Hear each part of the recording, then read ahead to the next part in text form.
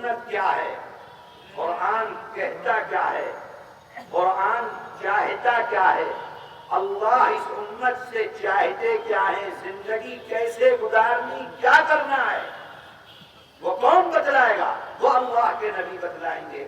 کیسے بتلائیں گے؟ جس کو ہم حدیث کہتے ہیں، اللہ کے نبی کی جو سنت ہے اس کے مطابق اپنی زندگی کو گزارنا، یہی اللہ کے نبی بتلا کر گئے ہیں، یہی چھوڑ کر گئے ہیں۔ فرمایا دو چیزیں چھوڑ کر جا رہا ہوں، اس کو مضبوطی کے ساتھ پکڑے رہو گے گمراہ نہیں ہوگے، اور اس کو اگر تم نے چھوڑ دیا تو گمراہ ہو جاؤ گے۔ قرآن اور سنت، یہی لے کر اللہ کا نبی تشریف لائے ہیں، یہی پیغام خداوندی ہے کہ ہم نے نبی کو اسی لیے دنیا کے اندر بھیجا ہے۔ اس لیے میرے عزیزوں، اپنی زندگی کو سنت کے مطابق بناؤ، اپنی زندگی کے اندر سنتیں لے کر آؤ۔ تمہارا اٹھنا بیٹھنا، کھانا پینا، سونا جاگنا، بزنس، تجارت، کاروبار، لوگوں کے ساتھ معاملات، بات چیت، ہر کوئی سنت کے مطابق ہونا چاہیے۔ اللہ کے نبی ایک ایک چیز کو بتلا کر دنیا سے تشریف لے گئے۔ کیوں؟ اس لیے کہ آپ کے آنے کا مقصد ہی یہ ہے دنیا کے اندر کہ آپ حکمت اور آپ لوگوں کو سنت بتلائیں کہ سنت کیا۔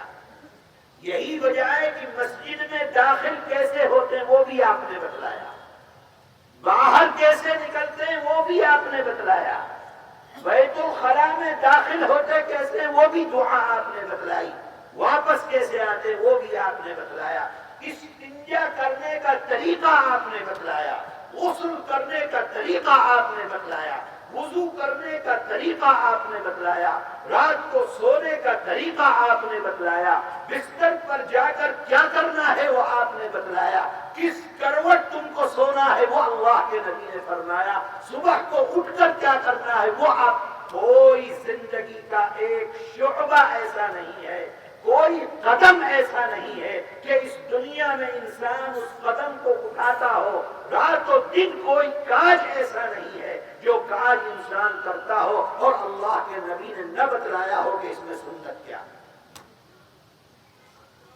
اس لیے سنت کو زندگی بناؤ، سنت کو زندگی بناؤ گے کامیاب، سنت کو زندگی نہیں بناؤ گے ناکام ہو جاؤ گے، دنیا کے اندر کوئی حیثیت باقی نہیں رہ جائے گی۔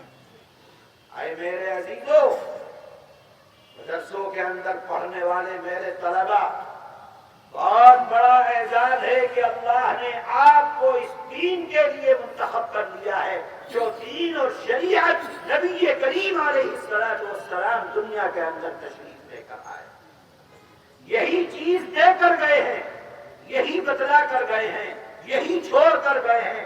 آج جس چیز کو تم پکڑے ہوئے ہو اور جس راستے کو تم نے اختیار کیا ہے، دنیا کہتی ہے کہ یہ لوگ،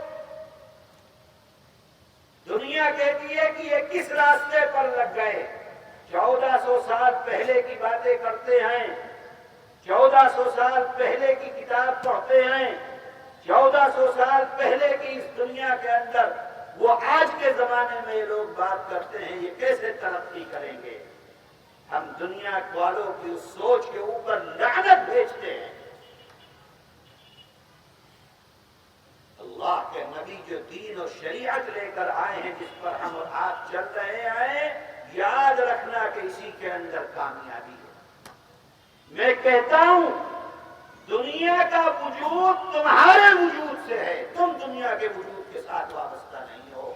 اگر تم ختم ہو گئے، اگر دنیا سے اللہ اللہ کہنے والے، قرآن پڑھنے والے، نماز پڑھنے والے ختم ہو گئے، اللہ تعالیٰ اس دنیا کو بھی ختم کر دیں گے، اس دنیا کو بھی تہس نہس کر دیں گے۔ پھر اللہ کو اس دنیا کی کوئی ضرورت نہیں۔ یہ دنیا جبھی تک باقی ہے، وہ لوگ جو اسلام کو، مسلمانوں کو، دین کو، شریعت کو اہمیت نہیں دیتے ہیں، وہ یہ چاہتے ہیں کہ اس دنیا سے اللہ کے نبی کا یہ دین اور یہ شریعت ختم ہو جائے۔ سن لے وہ، یہ دنیا باقی ہے جب تک ہم باقی ہیں، جب تک اللہ اللہ کہنے والے باقی ہیں، یہ دنیا باقی ہے جب تک سجدہ کرنے والے باقی ہیں، یہ دنیا باقی ہے جب تک قرآن پڑھنے والے باقی ہیں، اور جب قرآن پڑھنے والے ختم ہو جائیں گے یہ دنیا بھی ختم ہو جائے گی، تم بھی ختم ہو جاؤ گے، کچھ باقی نہیں رہے گا۔ اللہ تعالیٰ قیامت فرما دے۔ میرے بھائیوں، اپنے آپ کو سمجھو، اپنے آپ کو سمجھو کہ تم دنیا کے لیے کس قدر نعمت کا وجود رکھتے ہو۔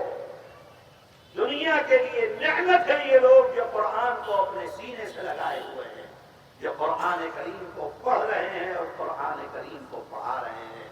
اپنی زندگی کو ایسا بناؤ جیسی زندگی اللہ کا نبی چاہتا ہے۔ اللہ کے نبی کیا چاہتے ہیں زندگی کے اندر؟ دو ہی مقصد فرمائے دنیا کے اندر آنے کا، کہ اللہ نے بھیجا ہے تاکہ اللہ کی عبادت کی جائے، عبادت کرتے رہو۔ اللہ کے نبی کا قرب کیسے ملے گا؟ فرماتے من احب سنتی فقد احبنی ومن احبنی کان معی فی الجنہ۔ دنیا کے اندر آئے، مقصد کیا ہے؟ اللہ کی جنت کے اندر چلے جائیں، عبادت کرو۔ عبادت کرنے کے بعد جنت میں جانے کا راستہ کیا فرمایا؟ میری سنت پر اپنی زندگی کو گزارو۔ من احب سنتی فقد احبنی ومن احبنی کان معی فی الجنہ۔ کون کون اللہ کے نبی کا ساتھ جنت میں چاہتا ہے؟ بتاؤ ہاتھ اٹھا کر۔ دیکھو، ہر مسلمان چاہتا ہے کہ اللہ کے نبی کا ساتھ جنت کے اندر مل جائے۔ چاہتے ہو بھائی؟ ہر مسلمان چاہتا ہے۔ میرے بھائی، ہمارے چاہنے سے نہیں ہوگا، ہاتھ نیچے کر لو۔ ہمارے چاہنے سے نہیں ہوگا۔ ہم کو ایک راستہ بتلایا اللہ کے نبی نے، اس راستے پر چلو گے جنت میں میرے ساتھ رہو گے۔ وہ راستہ کیا ہے؟ من احب سنتی فقد احبنی ومن احبنی کان معی فی الجنہ۔ اللہ کے نبی سے محبت، اللہ کے نبی سے محبت، نبی سے سچی محبت ہوگی جنت میں نبی کے ساتھ ہوگے۔ ہر کوئی کہے گا مجھ کو نبی سے سچی محبت ہے، ہم بھی کہیں گے، آپ بھی کہیں گے، ہر مسلمان کہے گا، ہر ایمان والا کہے گا کہ مجھ کو اپنے نبی سے سچی محبت ہے، لیکن ہمارے کہنے کا اعتبار نہیں ہے۔ اللہ کے یہاں ہماری زبان سے کہنے کا اعتبار نہیں ہے۔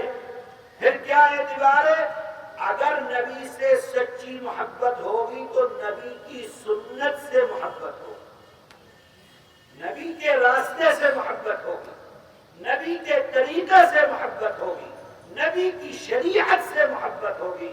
جو راستہ اللہ کے نبی نے بتلایا ہے، جو دین چھوڑ کر گئے ہیں، اس دین کے مطابق اگر زندگی ہے، اس شریعت کے مطابق اگر زندگی ہے، اس سنت کے مطابق اگر زندگی ہے، ہم نبی سے محبت کرنے والے ہیں۔ اور اگر ہماری زندگی میں اللہ کے نبی کی سنت نہیں ہے تو یاد رکھنا پھر ہم اپنے نبی سے محبت کرنے والے شمار نہیں کیے جائیں۔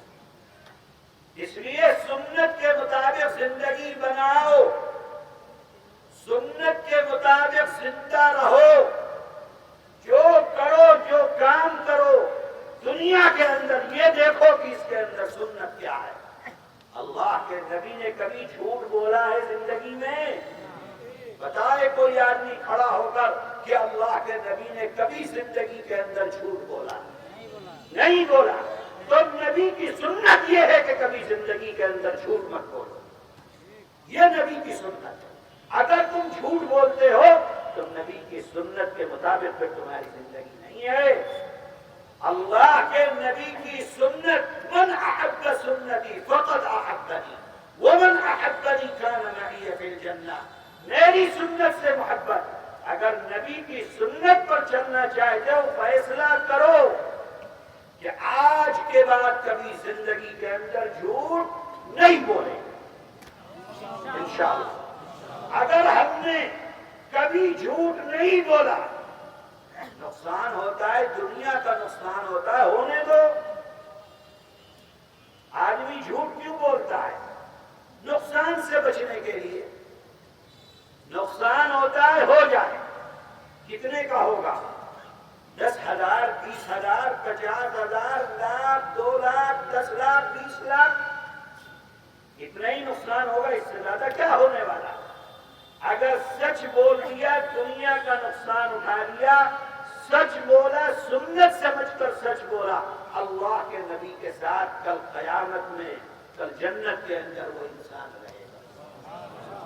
بتاؤ، نبی نے اپنی زندگی میں کسی کو دھوکہ دیا ہے؟ نہیں دیا ہے۔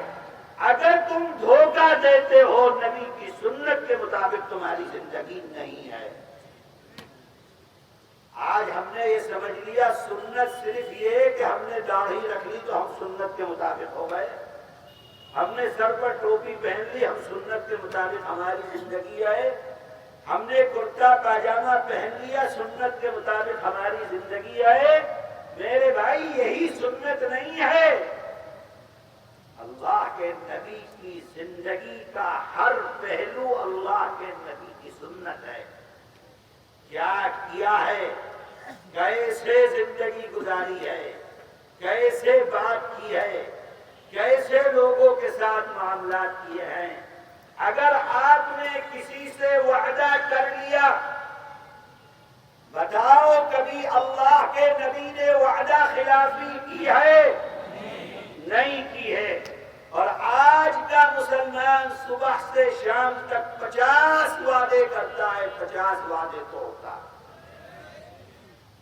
قرض سمجھتے ہو؟ قرض